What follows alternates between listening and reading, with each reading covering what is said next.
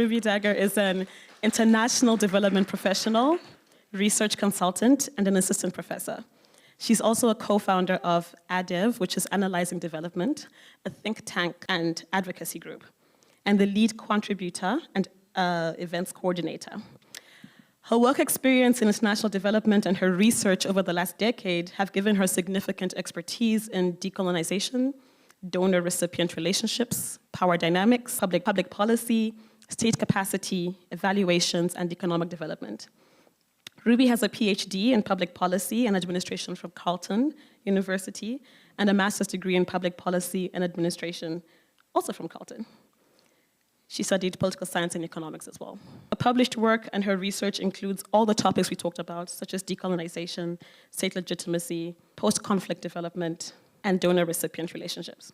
Her keynote address today is entitled, Me, You, and Them, Reimagining Our Role as Global Citizens. Everybody, Ruby. Thank you so much for that very kind introduction. Thank you for the invitation. I'm honored.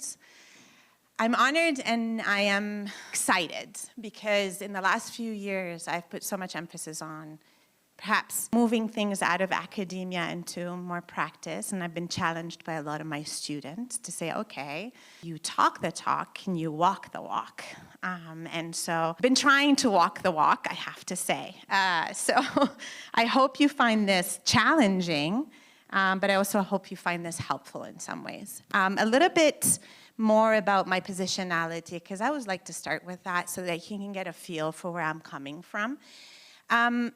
I'm Lebanese Canadian. I moved here when I was 14. I went through the entire civil war, so-called civil war in Lebanon. When I came to Canada at 14, it was eye-opening. I thought Canada was the bomb. I thought, no pun intended. I thought, you know, with elections and safety and cleanliness and people standing in lines, because the Lebanese people, for many of them, don't know how to stand in lines, standing in lines, following rules. It was shocking. And I thought, this is the answer. And then every time I visited Lebanon for the summers, I would fight with everybody in Lebanon to tell them, you're so backwards. You don't understand. Why are you doing this? It doesn't make any sense. We need to be like the Canadians. And then I came back and I did my undergrad in political science and economics. And it was the same thing until my 4th year. I had a professor who was originally from India, Subramanian was his last name, and he challenged us to look at other cultures, to try to understand other things. And that started opening the door for me. And then I started working at Global Affairs Canada, well, what was at that time CEDA, Canadian International Development Agency, on the Middle East program, because I'm Lebanese, I speak Arabic, I read Arabic, so it was very useful. Things that I saw, things that I heard, not only from the Canadian delegations in that area, but from the Arabs towards me saying, but you're Arab, why don't you get it? Like, why are you doing this? You're Arab. That got me, it shook me a lot, and at a certain point, I just couldn't do it anymore. And then, and that's not to say Global Affairs Canada is bad, that's not at all what it is, it's just that the way that I was thinking, the way that I was seeing the world was starting to shift in a different direction. And then I started during that time I was doing my PhD, and my dissertation was about post-conflict development and the legitimacy of a state after conflict. And I started realizing that, wait a minute, the way we define a state here is not the same way that others define a state. The way that we perceive legitimacy here is not the same way that others perceive legitimacy.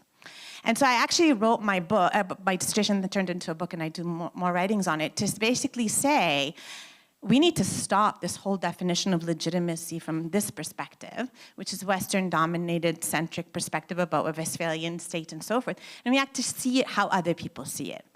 And that opened the door for me. And it opened the door not just to say we have to look differently, but it got me to question, why as a young teenager when I came to Canada, I saw everything that was bad in my country of origin, everything that was good here.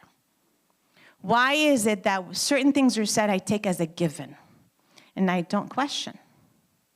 Why is it that I believe in the supremacy of one thing and not the other? And that got me to really start looking deeper and deeper and start questioning things at the base. And I'm hoping that that's what I could do for you today as well, in trying to help you maybe just shift a little bit and better understand. And it's not to place blame, and it's not to say you're wrong.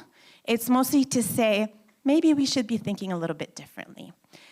And the other thing that I found that was really, really, really important, and I say this to my students all the time, international development or community service is not about you. It's not about you. How much space are you taking up? And I'm hoping today we would talk a little bit about that as well. Okay? So if we could move on, please, to the, oh, sorry, you can go back a second, please. This logo here is the Analyzing Development initiative that we started, which is me trying to walk the walk. And this QR code, I don't think it works, but anyway, it's for our Instagram account. But you can find us on Instagram, YouTube, Facebook, and TikTok. And we have a website. It's less updated. We have issues with our website. And actually, YouTube yesterday took down our YouTube, saying that we are contravening their policies on racism and hatred. But we appealed, and we got it back this morning. So it should be up, hopefully. I checked this morning, it was up. Okay, maybe we can move a little bit forward. All right, so I want us to start with a little bit of a self-exercise. I kind of gave a little bit of a hint when I started by sort of my positionality. But the first thing I want you to do, I don't need you to give me the answers. This is sort of between you and yourself. What comes to mind when you think of a non-Western country or non-Western-based countries? Just take a few seconds to think about that. Now, think of Canada, what comes to mind? And again, I'm not judging Canada, and I'm not judging anything. It's a simple exercise. If we could switch to the next slide, please. Most of us, especially if we grew up here, especially if we were educated here, would think of what's wrong in other countries, what the negative aspects that need to be fixed in other countries, the poverty, the women's rights, the this, the that, the whatever. They're the top on our list. When it comes to Canada, we could be picking on these things as well, especially if we work on these, but we have a more rosy picture of what Canada is. And then the question is, why? Why is what we're thinking of over there mostly negative, and we don't salute what's amazing in each and every single country first? And why do we salute it here first? So a lot of it is based on how we're trained to see the world, especially if we work in development, and especially if we follow policies that are set internationally in development as well, right? And indicators of development. So usually we end up with what's wrong over there with them. And I see this a lot with my students, whether they're Canadian students or even international students. The first thing they talk about is the corruption in their country, the violence in their country, if they're international students, the anti-women, the, lack of democracy, lack of human rights, security. And then I challenge them and I say, okay, but what's good? There are a lot of good they have that we don't have here. So why don't you start with the good? Because if you start with the negative, then it's easy to say, we're better here, I'm lifting you up. If you start with the positive, you're more on equal ground. And sometimes perhaps you're lower, depending on the country that you're talking about. So thinking about why we think first negative, what's wrong over there, is really important. Because as you will see, a lot of what's wrong over there is a result of what's happening here and in other countries that interact with these countries over there. So we need to flip the script, to start thinking in a different way so we can understand better the complexity of what's happening. So we could move to the next one, please. If we keep thinking about what's wrong over there, the current script is teaching or empowering them. This is how you do better because you don't know how to do this. And then that treats these people as knowledge receivers. And then we go and we pick and choose the groups of people that speak our language, so to speak. The language of development or the language of our values. And so we teach them. They're knowledge receivers. And we only take back knowledge from people who believe in what we believe in, who understand the things in the way we understand them. But that's not the majority of the population. And those are not the majority of the actors. We could move to the next one, please. So, forgive me, I am not an interculturalist, I'm not a sociologist. I just find this really interesting. I do a lot of training on diversity, equity, inclusion, anti-racism, gender-based analysis plus, and so forth, also with the Government of Canada. But what I find really interesting in this is that we often, especially when we do development, focus on what's visible, right? So we're talking about the music, you know, it's like ethnic day, get your own food. Play your music, wear your clothes, right? Celebrate the religion. But what about the other stuff? The stuff that's more hidden. Why is it that me as a Lebanese mother, why is it that I tell my daughter who's 20, text me, I need to know where you are. And her Canadian friends are like, but you're 20. And she comes to me like, yeah, you're Lebanese. Why? Because we have a different approach to how we value family and roles of people in the family, and the responsibilities of people in the family. Why is it that people who tell me, how come your 22-year-old still lives with you? I'm like, I'm Lebanese. Because I value it differently. Why is it that for me, human rights is really important, but sometimes I'm so willing to give up some of my human right for the benefit of my family and my community? Because I approach these values in a different way. These are the deeper parts of how we understand things. So if you want to know why we call it corruption, but over there it's not called corruption, dig, understand why. I'm not saying it's right, and I'm not saying it's wrong. But if you don't understand the why, you're not going to be able to help properly. And sometimes helping leads to negative consequences if you don't properly understand it. You want to understand why women are being treated this way? Look, understand. And by the way, as a survivor of gender-based violence and significant violence towards my children in the household, from a Lebanese man who was my husband, married and divorced in Canada, I can tell you, we fight. We fight hard. We just don't fight the way most Canadians would like us to fight. But we fight. We're not silent, waiting to be saved. We're doing our own thing. It's just you don't see it because your indicators, based on your values and what you think is right, don't capture us. But we're there. And if you do it your way, you are infringing on us, and we can't do it our way anymore. And I'm not saying your way is less than our way is better than yours. What I'm saying is, it's not a tabula rasa. You're not there seeing nothing. There is something. Perhaps work with what there is rather than establish your own way. Or build what there is rather than saying it's not enough, we have to do it differently. And if you approach it from this perspective, you understand it better. You comprehend it better. If we could move to the next slide, please. And so usually, again, I asked you at the beginning, what's wrong with other countries? What do you think about other countries? Because our frame of mind, the biases that we hold, usually tell us exactly the grand lines of what needs to be done, or the grand lines of what's wrong. And then that leads us to already having some sort of a skeleton of a solution. This, okay, we take this, we do this. But within it, we can make adjustments, because we have to adapt it to the reality on the ground. But the skeleton is already there. We haven't shifted our skeleton. We haven't chosen something that's very different, that's actually happening over there. And it's not the same people we talk to all the time, maybe perhaps other people. And then what we don't realize is that we're erasing these people because they're not wanting it the way we want it, or not seeing it the way we see it. So we end up erasing them. And that causes these unintended consequences. So if we could move to the next slide, please. So what we do through that bias is we take all this information, we filter it through our experiences, our values, our passion, our norms, our education, our frame of mind, and we come up with some sort of a skeleton of a solution. But if you can see, this excludes a lot of other things that were there. So if I can put it crudely, you're picking and choosing what is valuable in somebody else's life and what is not so valuable. Because you're assuming as an expert, and again, I'm not This is not a denigration or a negative aspect, I'm just getting you to think.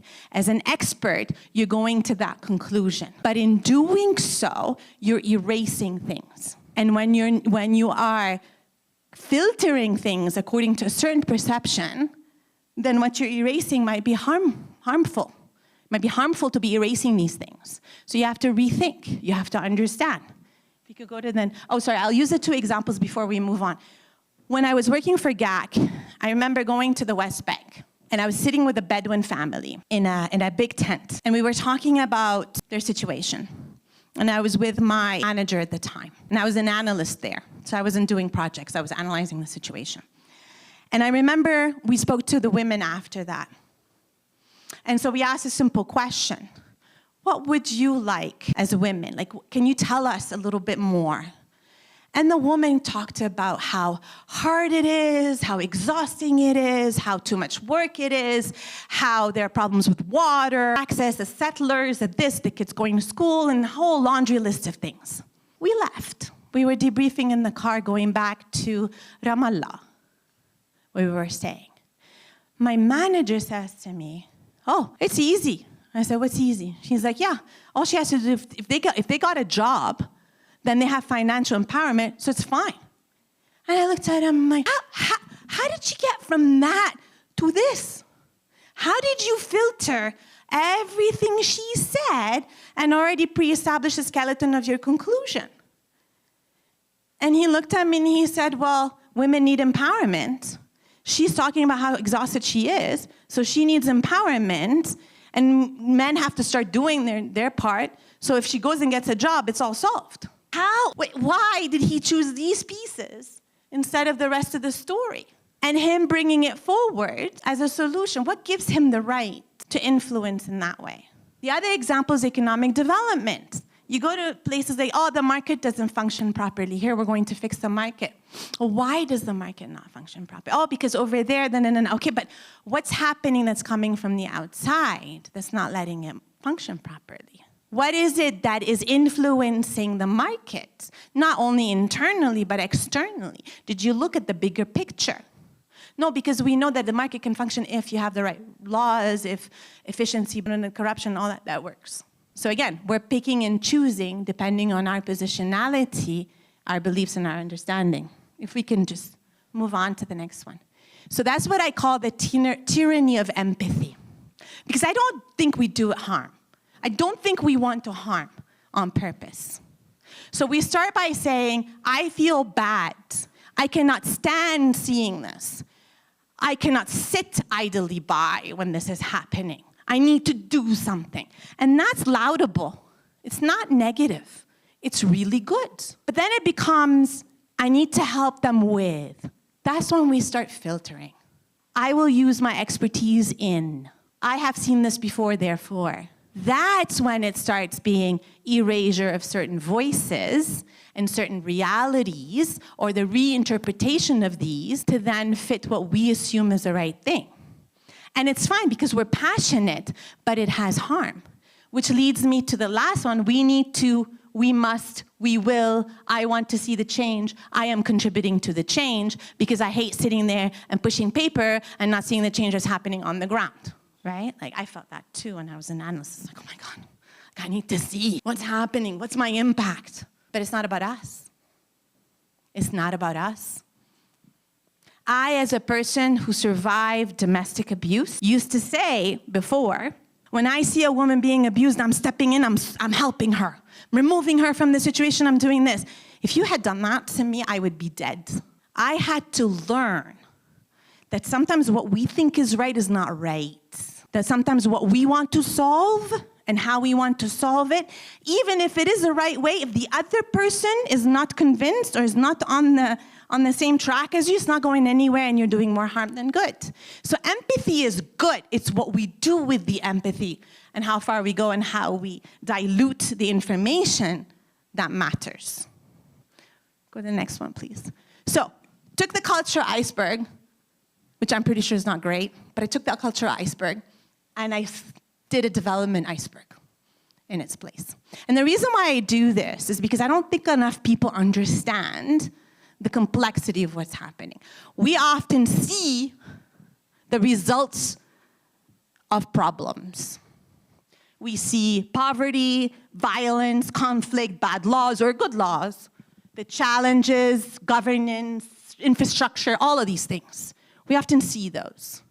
But we don't really think hard, often, about why and how they come to be, which is more related to external factors and internal factors. And the reason why I start with external factors is because we're very good at pointing out what's wrong over there. Very good. We're not good enough, in my opinion, at pointing out how the external has influence on the internal. That part we skip over so clearly and so easily. And things like, for example, violence and war. There is nothing called a civil war. There's no external interference, there will be no war. Weaponry, heavy weaponry, is bought from outside. Me as a Lebanese, when people used to tell me you're in a civil war, I accepted it, and then afterwards I did a list of all the actors. We have 20 actors involved in the civil war in Lebanon. There's nothing called civil. We're not animals. We're not people killing each other for fun or for our own mini objective. There are other actors that are taking advantage of horrible human beings in our society, that, by the way, exist everywhere in every single society, taking advantage of these people to cause that war. So when I'm talking about violence and war, I'm talking about the external factors that influence violence and war in these countries. Do we think about that? Not really. Sudan, we blame the Sudanese. Congo, maybe Rwanda and Congo, we blame both and that's it. We don't think about the rest of the actors that are involved. The economic system. Right? Whether you are a leftist or a rightist or whatever it is, you cannot deny that an economy in a country is impacted by internal and external factors.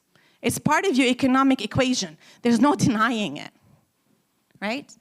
The institutions that make decisions, whether it be the WTO, the World Trade Organization, whether it be the UN, whether it be the International Criminal Court of Justice, Criminal Court, International Court of Justice, NATO, whatever it is, institutions matter to what happens internally.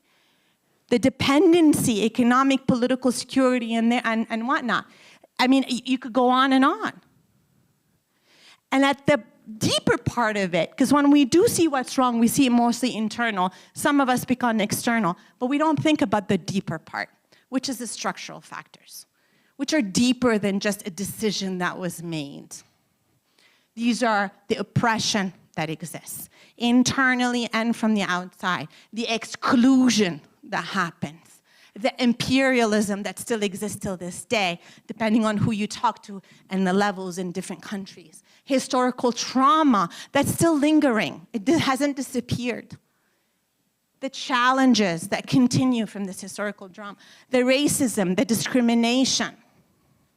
Those are the deeper factors. And if you want to engage with those, you have to engage with internal and external. And so much of what we do, which is that filtering process, usually filters out the external if it is the Western world, and includes the external if it's among them. Neighboring countries or China or India or Russia, right? So we're not doing a really good job at understanding the deeper levels of what development is and how it's impacted. Can you move the next one, please? So I did not do this. This comes from the women's major groups. It's an organization, an NGO, that did many of these after COVID or during COVID. But just as an example, if you look at it, you'll see there are factors that are internal, but then there are factors that are external that are really important. Things like corporations capturing the food system. And those are not corporations in many other countries. They're mostly corporations based in the Western world, and now more and more in China, right? Health systems that fail to deliver for various reasons, historically structural adjustment programs that bankrupted these countries that couldn't develop their own health system. But after that, the exclusivity of vaccines, medication, and all of the protection, intellectual property rights that protect these organizations or businesses, that limit health development in other countries. But there's also patriarchal governments. If you read book of Sylvia Tamali, I don't know if you know her. She's a decolonial Afrofeminist. She uses an example in the book. Her book is amazing. I think Decolonization, Afrofeminism or something, that's right, I can't remember. I can't remember the title. She uses an example that I find very interesting. She says, before the colonialists came to Africa, gender was not an issue. You used to have homosexuality, transgender, everything. Then we were told we were uncivilized because we had that. And we needed to be men and the women stay home, and the men leads everything. And now we're being told we're uncivilized because we're not accepting of transgender, homosexuality, and the rest when we used to have it before. Right? So I think it's really important to understand that complexity for us to be able to then say, okay, we're not the holder of the only truth. We're not the holder of the only solutions. We're not the holder of the realities on the ground and the historical realities. It's not us. We're not the center of this. If we could go to the next one. And so what does this mean now? I've walked you through all this to try to help you understand or maybe push your thinking further. For some who are already advanced, moving in this direction, move a little bit more about that decentering part of it. But what does this really mean? Because we are in a very hostile environment when it comes to development right now, especially when we're talking about diversity, inclusion, racism, all of that, and the decentering part and the Western dominance and supremacy and thinking about others and empathy. We're in a very hostile environment. And so this kind of helps you maybe just in general kind of bring all these factors into what we find ourselves in when it comes to development and aid. I'm not going to go through all of them. I don't think it's that important.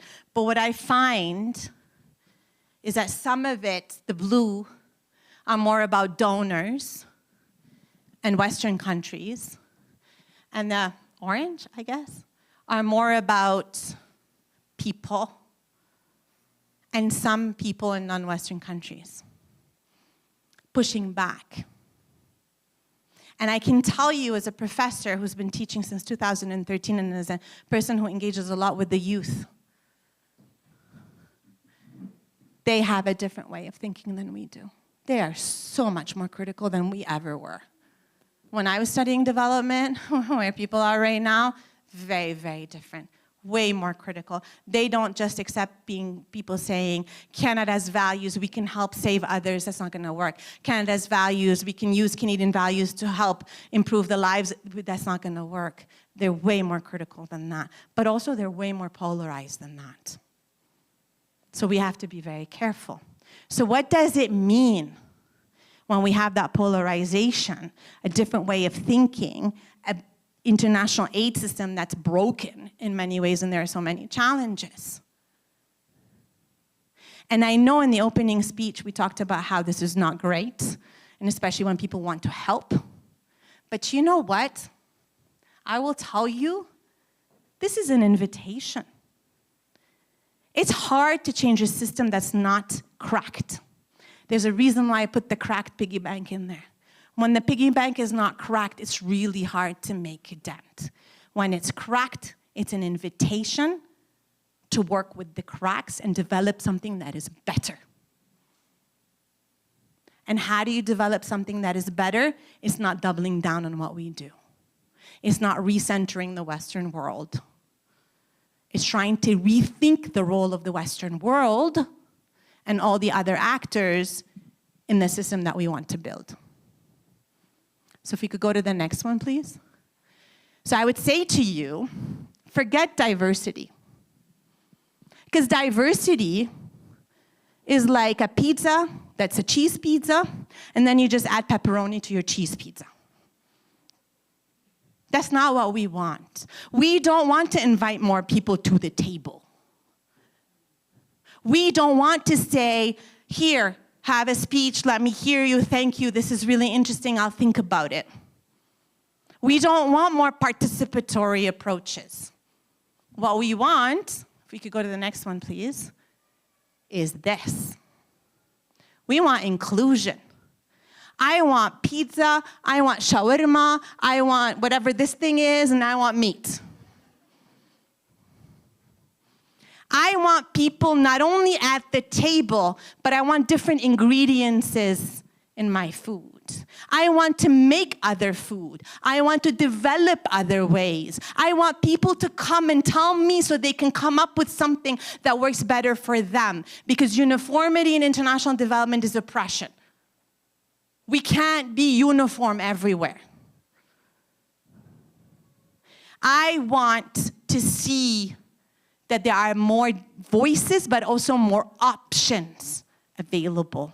Because these voices were given the power, the right, the space to have and make up these other different options. I don't want to see, and I say always to my students, I don't want to see fattoush with different ingredients, and you're adding one more spice here because you come from Palestine, or a different type of spice because you come from Jordan, or from Syria, you add this extra type of vegetable. I don't want that.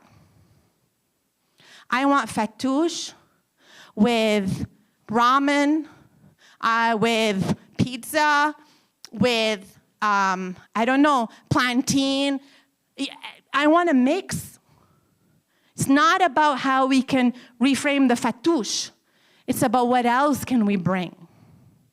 So if you really are thinking of inclusion, because we talk about diversity, equity, inclusion, and belonging, if you're thinking about inclusion, think about different and not always the same grand lines. And I'm not saying everything that will be offered will make sense. And for those of you who are sitting there going, yeah, but what if they suggest something that's really bad?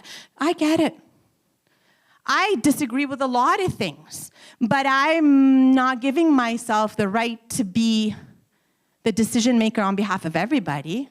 And maybe I think that women should be behaving this way, especially as a survivor of GBV, when another survivor of GBV can say, no, women should behave this way. Who am I to tell all survivors of GBV to do it this way? I'm not. Being open to different ways, and if we're scared of being open to different ways, that says a lot more about us than it says about other people. If you could move to the next one, please.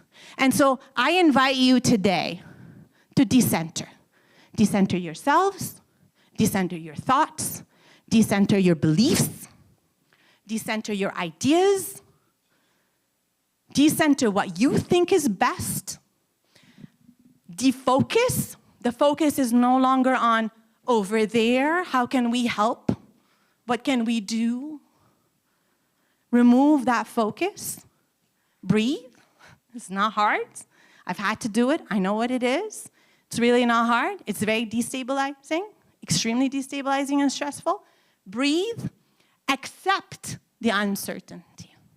Accept that it's destabilizing. Accept that maybe this is not where you want to be. Accept that there is no grand lines. There are no grand lines. Accept those. Because then that allows you to refocus. And what I would put forward to you, especially with how the world is moving, and the image that I showed you before, I think the refocus should be the refocus of what the Western world has to do. I think the refocus, if you're activists who want to help in development, it's less about saving a woman over there and more about raising awareness here that this type of saving is not working. It's more about what you could do here to move the needle to give more space over there. It's more about what you could do here to make people more aware of the negative unintended consequences. I'm not saying anybody's doing it on purpose.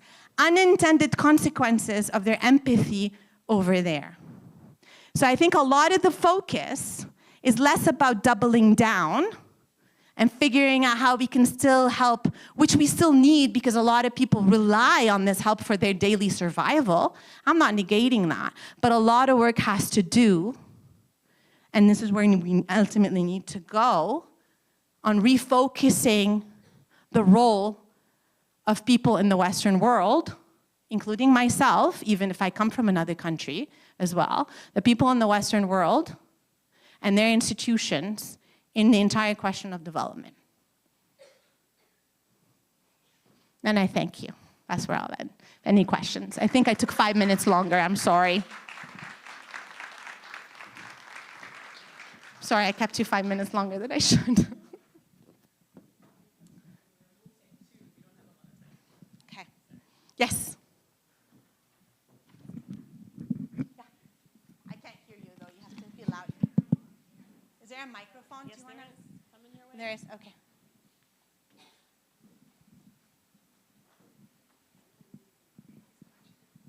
Hi, thank you for the wonderful talk. I enjoyed hearing your perspective.